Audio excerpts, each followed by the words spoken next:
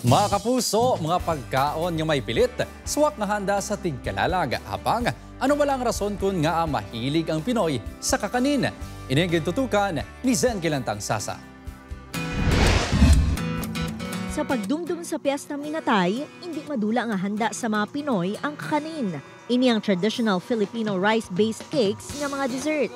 Nagapanguna nga panakot sini amo ang glutinous rice upon pilit, gata kag kalamay.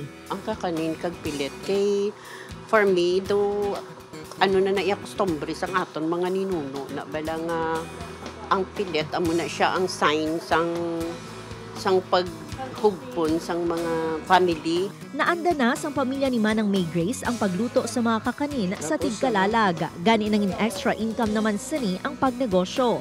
Suno sa iya, madamo sang orders samtang nagahilapit ang tigkalalag pareho sang suman, puto cheese, kutsinta, ube rice, palitaw, pichi-pichi kag butchi.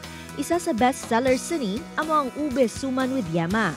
Kinahanglan nga lutuon anay ang pilit sa gata, butangan sang ube flavoring kag timplahon.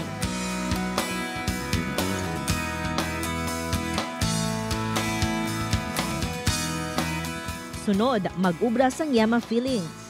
May gata, gatas, asin kag itlog, lugayon, tubtub mag-creamy kag itopping sa ube suman. Nasanay ng mga tao nga sang antes mag-Piyesta Minatay uundas. Ka-crave man sila sang pilit.